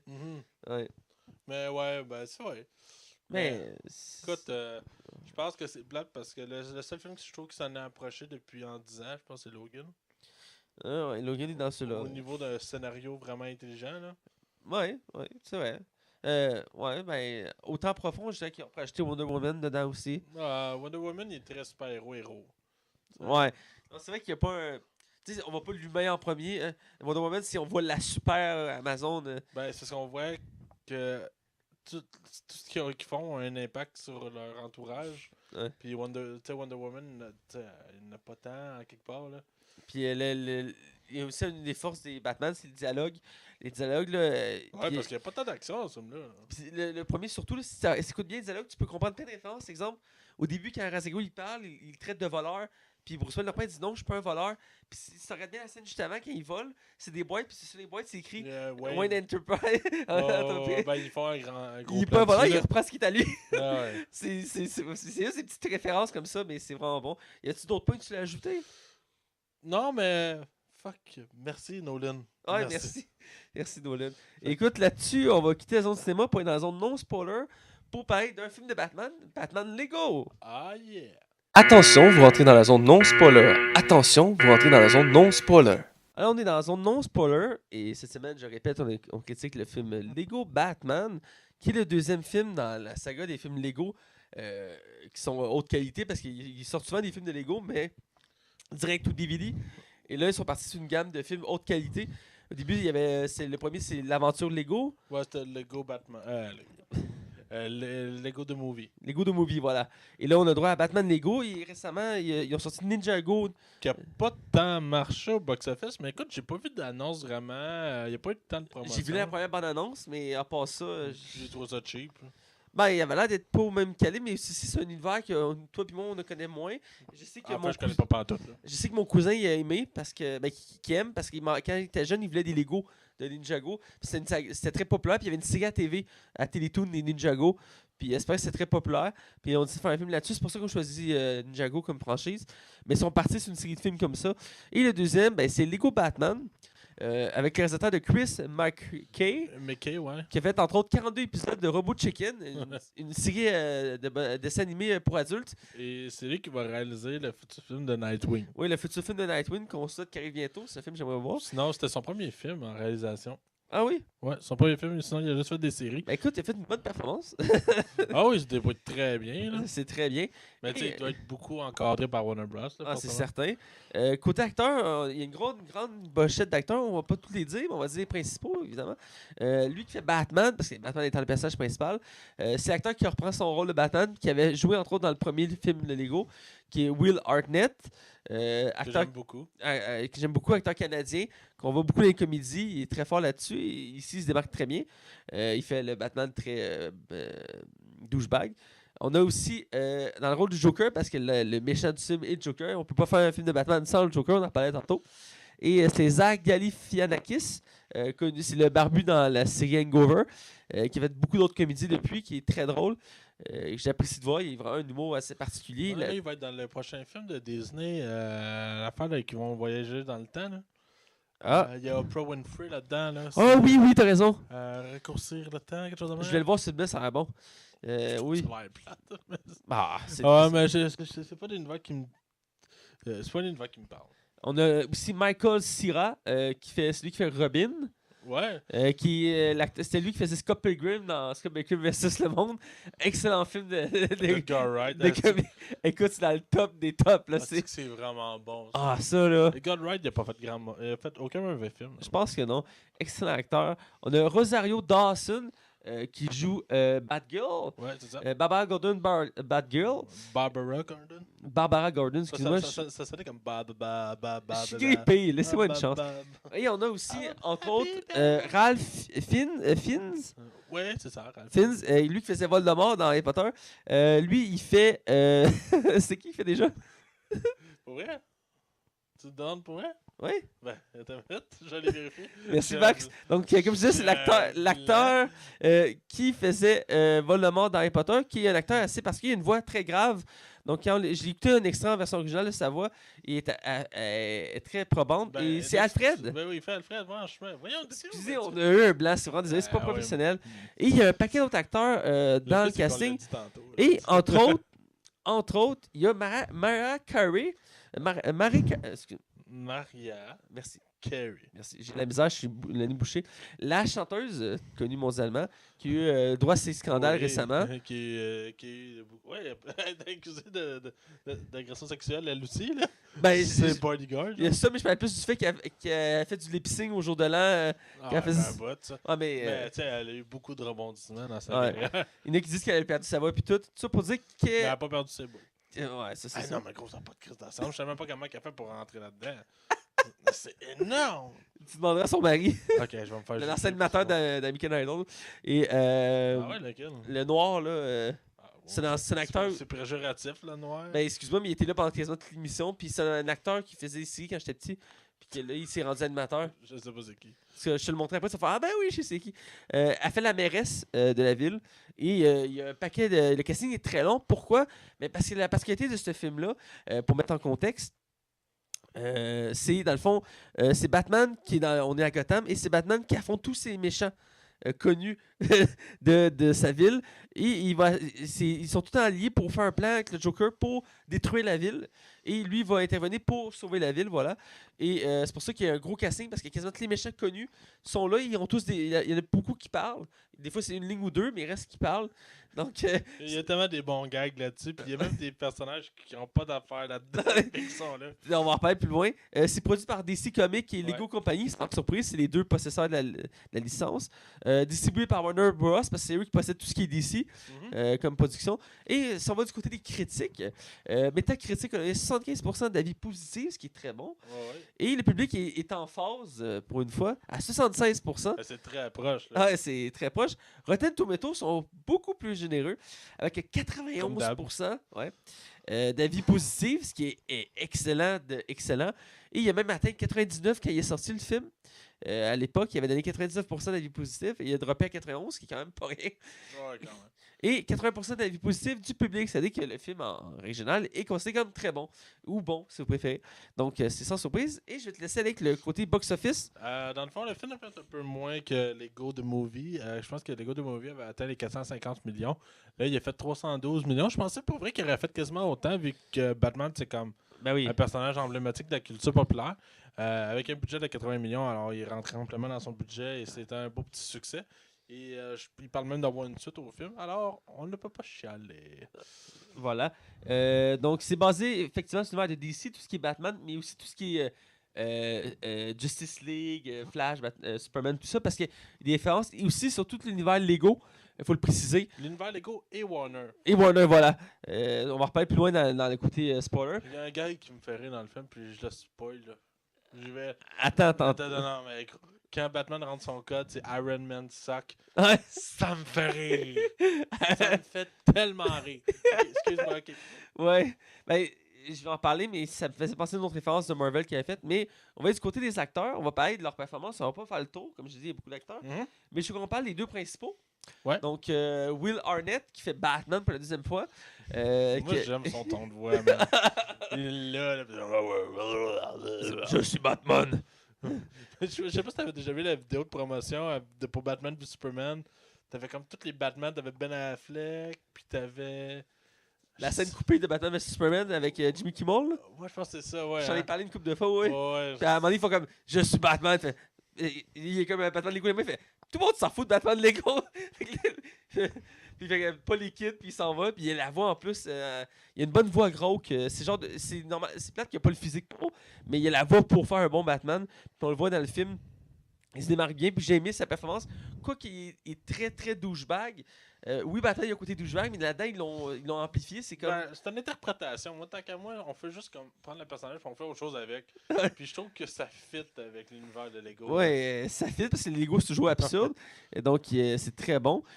Côté Joker, on a droit à un acteur qui est assez spectaculaire lui aussi. Zach Galifianakis. Wow! Même pas l'interlope, même pas ta langue. Je me suis pratiqué. C'est les avantages de travailler en radio. Tu m'impressionnes. Ouais, c'est du travail. Qui fait le Joker. Ouais. Au début, je savais pas que c'est lui qui faisait le Joker. Ah non? J'ai regardé après le film savoir c'est qui. Ah, il avait annoncé, je me rappelle. J'avais oublié. Reste que sa performance me surpris. Il a fait un Joker assez particulier. Un Joker style plus avant Heath Ledger, plus jovial. Ouais, plus proche de. Comment il s'appelait Romero? Ouais, Romero, le Batman des années 60. Là. Ouais. Le Joker tout le temps joyeux, excité, puis qu'il est pas content que Batman n'est pas là. Là. Puis il est capable d'avoir de la peine parce que Batman l'envoie chier. Tu sais, il est plus humain. Ouais, ben c'est ça. Là. C'est ça qui est particulier, mais il fait pas de performance, je pense. Qu'est-ce que t'en as pensé? Ouais, moi j'aimais ça. Écoute, c'est dur vraiment de donner une critique sur la voix, mais écoute, ouais. Ok, good. Je m'excuse, j'ai rien d'autre à dire. Non, c'est good de continuer à checker tes trucs louches sur ton sel. Et Non, mais Chris, je savais même pas qu'on pouvait rentrer ça là. photo de fille tout nu, là. Non, parce que ta soeur arrête pas de m'en envoyer. Et c'est sûr que si j'aurais une soeur, ça serait mais j'ai pas de soeur. Ah, ils t'en ont pas dit. Les feux de l'amour version Québec. Supposé qu'on est du côté critique, dans le sens que tu me dis ton appréciation du film? Pour vrai, là. C'est un film qui m'a déçu profondément. Non, on va être honnête. C'était un méchant bon divertissement. Batman Lego, pour vrai, là, c'était un plaisir coupable. Ce qui est plus plate, je te dirais, c'est si tu connais pas tant l'univers de Batman, tu vas manquer tellement de références. Mais le film est rempli, il est bourré de références, mais ça rend pas le film plus chiant à écouter. Ça rend le film. Le film s'écoute tellement tout seul. C'est un bon divertissement. C'est peut-être un peu rapide. Mais c'est comme les scènes s'enchaînent Ouais. vraiment une après l'autre. Des fois, t'as comme, ok, attends une minute, là. J'ai mal au cœur. Mais pour vrai, sinon, tous les clins d'œil, tout l'humour, le scénario, il y a quand même une profondeur en quelque part. On va parler beaucoup de l'amitié et le monde qui s'isole sur eux-mêmes. Puis je me disais, Colin, on a vraiment le droit à un scénario profond malgré tout. Genre, tu sais, on met une grosse couche d'humour, mais il y a un message en arrière. Puis je trouve que c'est un film qui fait du bien à écouter. Oui, il y a une bonne Il morale. y a vraiment, mais une vraie morale. Puis il y a vraiment une réflexion. Puis je trouve ça vraiment. Je trouve ça admirable pour un film qui aurait pu être juste. Être Divertissant. ramassé de sketch, en fait. Là. Ben, écoute, je suis d'accord avec toi, j'ai beaucoup apprécié le film. Moi, je suis sélectif dans mes films d'animation. Celui-ci, je l'ai beaucoup apprécié, entre autres parce que j'aime l'univers super-héroïque, mais j'ai aimé l'ambiance, comment il était fait. J'ai aimé les performances des acteurs principaux. Je trouve qu'ils fitaient tous dans leur cadre. J'ai que le scénario, j'ai accepté le fait qu'ils sont amusés à revisiter l'univers de Batman, parce qu'il y a beaucoup de choses que on pourrait considérer comme erreurs de l'univers de DC, mais ça passe quand même bien. Ben, ils l'assument. Ouais, il l'assume, c'est Mais divertissant. ils peuvent faire ce qu'ils veulent. Ouais, Hein. ça, les Lego, ils s'amusent, c'est un univers en particulier en soi. J'ai beaucoup apprécié. Autant les effets spéciaux, moi je l'écoute en 3D. C'était une tâche. Ouais, j'ai écouté en 3D. Comment? J'ai une TV 3D. T'as une TV 3D, toi? J'ai jamais dit ça. Tu t'es acheté une TV 3D? Ben, je l'ai depuis des années. T'as acheté ça? Ben, c'est que. Bon, contexte. Il y a quelques années, je suis allé faire l'épicerie avec mes parents au Costco. Puis il y avait Puis, une TV il y avait une 3D? TV 3D en méga spéciaux, elle était quasiment à moitié prix. Puis là, j'étais comme, hey, ce serait cool. Puis ça faisait un bout, je me suis dit, j'aimerais ça avoir ma TV. Puis on avait une petite TV à l'époque chez nous. Puis je me suis dit, hey, j'ai de l'argent, tu sais, j'étais chez nous, j'étais à l'école, puis j'avais plein d'argent, je sais pas quoi en faire. Fait que je fais, hey, ça va être rentable, j'écoute beaucoup de films et de séries. Et puis en plus, c'est 3D, fait que quand il y en a qui vont se 3D, je vais pas les écouter. Ah, il y en a beaucoup, j'imagine. Puis, ben, quand même. Ouais. Pas tant que ça, mais quand même. Puis souvent, c'est les gros films qui sortent. Tu sais, Mais ce ça, qui est t'as fallu super héroïque, là, ils sortent. Fait qu'il a fallu que le louer, lui. Non, c'est le point que j'allais dire. J'ai rushé à le trouver en 3D en version québécoise. Parce qu'en version française de France, il y avait 12 000 versions. Mais en version québécoise, j'en avais qu'une. Et c'était pas clairement indiqué que c'est la version québécoise. Parce que moi, je suis un fervent défenseur du doublage québécois. Et au début, je me suis dit, ah, c'est pas grave, c'est en même temps en français de France. Fait que j'étais allé voir la bande-annonce dans les deux versions. Je me suis dit, moi, comparé avant d'écouter le film, de télécharger. Fait que j'ai écouté en français de France, la bande-annonce, puis en québécois, puis j'ai fait, non. En version française de France, les voix cadraient pas. La voix de Batman, j'ai trouvé moins crédible. Donc, j'ai gossé, puis j'ai finalement trouvé une version 3D, mais je l'ai su à la dernière seconde avant de l'écouter, qui était en version québécoise. Puis finalement, j'étais content, parce qu'il était quand même gros, il pesait 12 gigs le film. Tabarouette. Ouais. 3D sont toujours plus lourds. Je te dis pas des films 4K, tu vas pleurer ta vie. J'imagine. Ça pour dire que je l'ai écouté et j'ai apprécié le 3D dans le film. Ça ajoute vraiment une touche évidemment de profondeur, mais d'immersion dans l'univers des Lego. Ça Moi, se prête bien au jeu. Tu vas peut-être pouvoir me confirmer. J'ai entendu souvent dire que le 3D était beaucoup mieux sur les télévisions qu'au cinéma. Là. Oui. Ouais, ça doit. Là. C'est toujours mieux ces télévisions. Le rendu est très meilleur. Surtout que tu peux contrôler la luminosité. Idéalement, c'est qu'il n'y ait pas de lumière, mais il reste qu'il peut en avoir. Mais l'image en tant que telle est plus nette. Par contre, la particularité, c'est important de préciser. Quand tu as une TV 3D, il faut aussi que tu aies un lecteur Blu-ray 3D et un câble HDMI 3D. Si tu n'as pas ces trois trucs-là, ton film 3D ne sera pas en bonne qualité. Parce qu'au début, ce qui est arrivé quand j'ai acheté ma TV 3D, je n'avais pas les autres affaires. J'avais un HDMI normal, puis j'avais un lecteur Blu-ray normal. Ce qui faisait que quand je partais les films, il était flou. Puis même avec les lunettes, il restait flou, c'était pas un beau 3D. Je me demande si c'est la PS3, si tu l'as. La PS3, il me semble que non, mais la PS4 lit le 3D. Ah oui? Ouais. Ah, ok, ça, je savais pas. Ouais. Fait que tu utilises avec ta PS4 Pro, dans le fond? Ouais, c'est ça que j'ai fait, ouais. Ok. Mais en fait, ma TV, quand j'ai acheté ma TV, elle venait avec un lecteur Blu-ray 3D. Ah, ok. Ouais. Mais c'est parce que mon père avait déjà un système de son, je peux pas mettre le mien, longue histoire. Mais depuis que je suis à mon appart, je mets mon lecteur à moi de Blu-ray. Tout ça pour dire que j'ai apprécié le film. Et on va écouter spoiler pour en plus en parler en détail. Ouais, monsieur. Attention, vous rentrez dans la zone spoiler. Attention, vous rentrez dans la zone spoiler. Alors là, on est du côté spoiler. Et là, on va parler en détail du film Batman Lego. Ouais. Et le film, il part en force. Parce que dès le début du film, l'écran est noir. Et t'entends Batman parler et dire fond noir, classique, avec ambiance, musique. Puis il fait comme il explique comment un bon film devrait commencer, un bon film d'action, genre. Puis là, à un moment donné, t'as le logo de DC qui apparaît. Puis je sais ça, je trouve ça drôle. Ça dit DC, connu grâce à Batman. Ouais, ben c'est ça, c'est. Ça me faisait beaucoup rire. Parce que tout le long, il va faire son douchebag.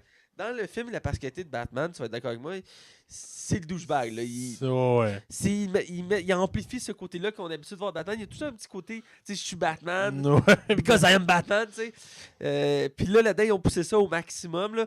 Le gars, full douchebag, il est Batman parce que ça lui donne la célébrité, puis que comme ça, il se sent pas seul, puis il s'en fout du monde. Dans le fond, il fait ça pour l'habitation. Puis tu sais, tout dans son univers est comme ça. Mais tu sais, c'est des Lego, ils en profitent. La Batcave est énorme, il y a des Lego partout. Toutes les choses, c'est qu'ils battent quelque chose. Tu sais, même ses costumes, en fait, tu sais, ils font même référence au Batshark du Batman et Robin, le film là, des années 60. Là. Le push-push anti-requin, où il mange tout le temps du homard, puis il porte des robes de chambre quand il revient, puis il garde toujours son masque.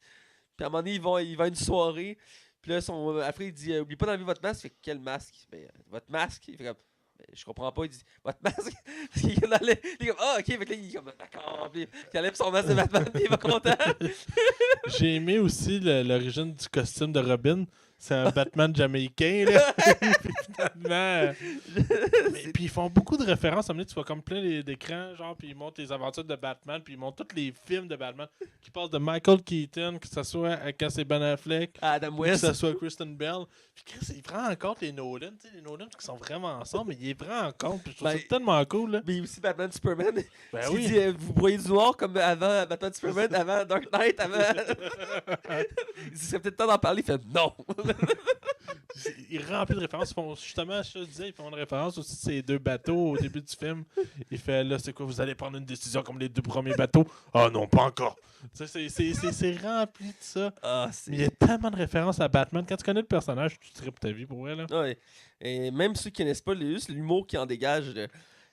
Écoute, mes collègues ont été un bout avec moi, puis ils sont arrivés à la fin, mais ils ont aimé ce qu'on a vu parce que c'était très drôle. Surtout que les références à la fin, parce qu'il libère plein de méchants, genre Sauron, Voldemort, King Kong. Il est un méchant bon gag avec ça. Genre, il fait tous les méchants que vous voyez là existent. Googlez-le. Ben, au début, quand le Joker il arrive avec sa gang, puis il les présente toutes, puis il y en a plein. J'en ai tout le possible, comme tu fais d'en inventer, là. Non, ils sont tous existants, comme le gars, je pense, avec ketchup moutarde, ouais. Condiment Man. Condiment Man ou X-Men. Oh, wow, man. Vous savez ce qu'il est capable de faire, puis il lance des œufs sur le bat-signal. Ah ouais, c'est trop. Puis Bane, là-dedans, il est puissant, là. C'est le Bane qu'on est censé être habitué de voir, là, la brute. Non, genre. Ouais. Et un petit peu plus intelligente que dans le film de Batman Robin. Ouais, ben là, c'était pas dur à battre, là. C'est juste une tête vide, là. Mais ouais, Hero, même visuellement, j'ai aimé aussi ses gadgets comme le genre de la Batmobile volante, là. Ouais, mais avec des pattes, genre. Ah oui! J'ai trouvé ça cool, ça. J'ai fait, pourquoi il a jamais vu ça avec un? Ça doit exister, je pense. Dans Justice League, c'est pas ce truc-là qu'il y a dans la mine? Je pense que ouais, C'est une espèce d'araignée, bat-araignée, genre. Ouais, j'ai trouvé ça super cool où quand son Batwing, il vole. Ouais. Ben, c'est des ailes aussi, là, de la chauve-souris. Je suis comme, gros, c'est fucking cool. C'est bien pensé. Puis j'aurais jamais pensé qu'il aurait mis d'autres personnages qui n'ont pas rapport à l'univers de DC Comics, genre en amenant des personnages de Love of the Ring. Ah, mais j'étais surpris parce que quand le Joker, il a un plan, c'est dès le début du film. Je lui ai fait comme, tu sais, je suis ton pire ennemi, tu sais, je suis ton rival, là, tu sais, on a une relation, toi puis moi, il fait, c'est intime, pourquoi il marche? Ok, là, c'est parce que... C'est intime notre relation, le bandit fait comme, non, mais tu peux la will nous deux, il fait, non, il y a rien entre nous deux, Joker, tu signifies rien pour moi, il est comme, quoi? Et je vois pas le triste. Tu vois vraiment la tristesse dans les regards du Joker, comme, il faut le détruire. Ah ouais. Puis, le Joker, il développe un plan assez fascinant. Il décide d'être dans la zone fantôme pour libérer tous les plus grands méchants pour montrer à Batman qu'il est important. Là. Ouais. Mais genre, il y a des clins d'œil sur plein de films. Il y a même un clin d'œil, je sais pas si tu as déjà vu ce film-là avec Tom Cruise, sur Jerry Maguire. Il y a des références de Jerry Maguire, le film de Tom Cruise. Là. Puis il est assis, quand il est assis sur le divan, puis il regarde des scènes là, de films, puis c'est des clins d'œil à ça. Oh oui, c'est son cinéma maison. C'est ça. avec Tom Cruise. Mais il y a vraiment des bons messages dans le film. Genre, tu le sens au début quand même qu'il est seul pour vrai. Ouais. Puis à un moment donné, il va voir l'accord de ses parents. Puis je sais plus qu'est-ce que. Ouais, je me rappelle plus qu'est-ce que Alfred dit, mais il y a comme une certaine profondeur. Genre, tu vois, il y a quand même une tristesse en disant, ben, tu vois-tu, en forçant en t'isolant trop, finalement, tu t'éloignes de ce que les autres aimaient de toi. Là. Il dit, faut que t'affrontes ta plus grande peur. Il dit quoi, les clowns? Il dit non. Les serpents? Non. Les serpents clowns? Vous savez que ça n'existe pas, c'est vrai? Il dit non. Votre plus grande peur, c'est d'avoir une famille. Il est comme, non. Mais elle voulait, là. Il fait comme, non. C'est sa plus grande peur, c'est d'avoir une famille. Il dit, il est temps que vous en ayez une. Il dit, mais non, ça par rapport, puis il s'en va. Il dit, il est temps que j'aille me coucher. Puis il dit, mais non, on est juste l'après-midi, puis t'as le rayon de soleil qui le fesse, là. Puis il fait vraiment c'est comme un vampire, là. C'est vraiment tous les stéréotypes qu'on a de Batman. Ben, c'est comme tous les faux clins d'œil que le monde attribue à Batman, ouais. Genre des faux préjugés, là. Ouais, c'est I am Batman, tu sais. Vous êtes si cool, Batman. Il fait comme, oui, je sais. Puis aussi, ce que je trouvais particulier, c'est Robin. Dans le film, au début, je pensais pas que c'était le Robin, c'était Dick Grayson. La façon que je le voyais, c'était plus le Robin de Dark Knight Return, que c'était une fille rousse. Et là, l'apparence que j'avais l'impression, au début, je pensais que c'était ça. Mais non, quand il se présente, je m'appelle Dick Grayson, puis je suis comme, ben voyons non. Puis j'ai aimé la performance de Michael Cera. Il fait un bon Robin, puis il emmène un côté. C'est lui qui travaille le côté humain de Batman. Parce que ben, c'est ce qui le rend plus justement humain. Tu sais, Dick Grayson est convaincu de l'adopter, même si Batman ne réalise pas parce qu'il est sous le charme de Barbara Gordon. Ouais, ça c'est assez bizarre. Ça, on dirait que je m'habitue pas. Hein. Ouais, c'est. Ouais. Il faut falloir qu'elle vieillisse, je pense. Ben écoute, dans Killing Joke, il couche avec, puis elle a l'air d'une adolescente. Là, ouais, mais... Je pense qu'elle a quoi, 18-19 ans là-dedans? Genre. Puis lui, il en a comme 30-35, genre. Genre.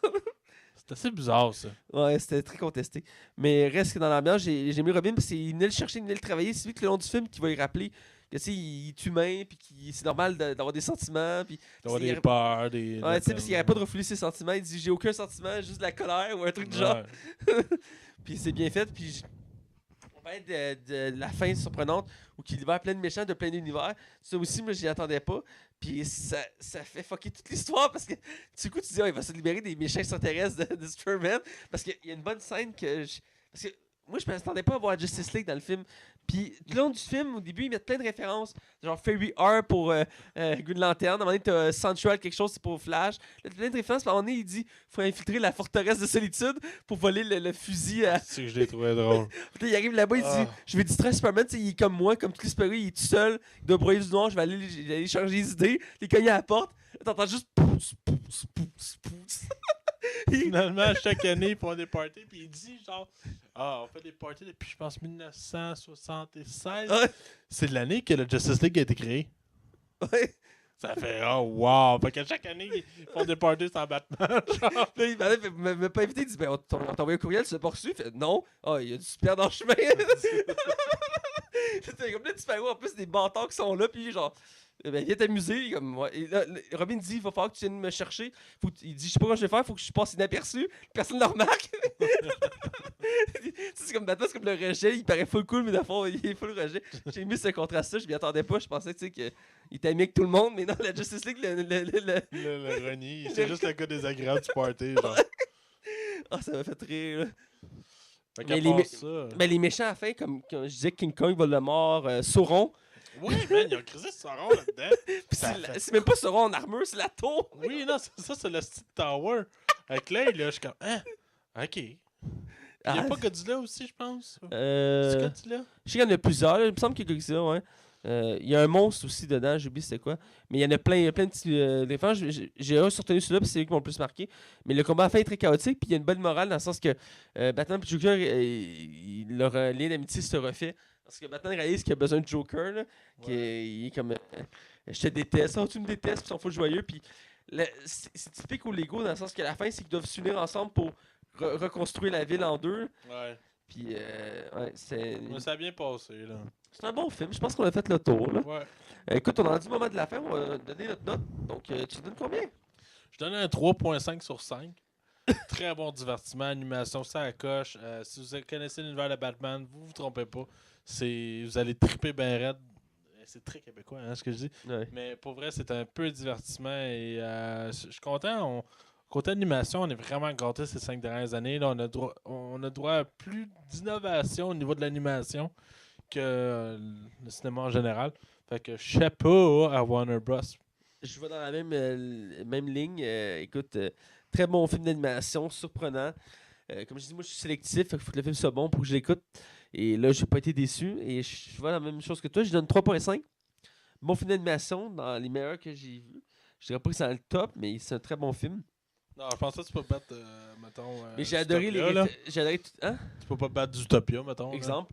Mais j'ai adoré toutes les références qu'on fait, autant pour l'univers DC que tous les autres univers impliqués. Et j'ai hâte de voir s'ils vont faire deux, ce serait très intéressant. Moi, je suis dans. Et j'ai aimé le fait qu'ils ont mis tous les méchants de Batman, c'est juste pour dire on les met tous. Puis j'ai vraiment aimé ça. Et voilà, donc je donne un 3.5. On est rendu au mot de la fin.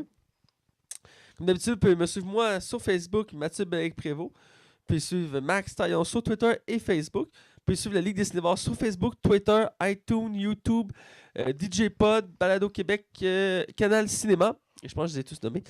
Et vous pouvez aussi, vous pouvez aussi aller liker noter sur iTunes notre podcast.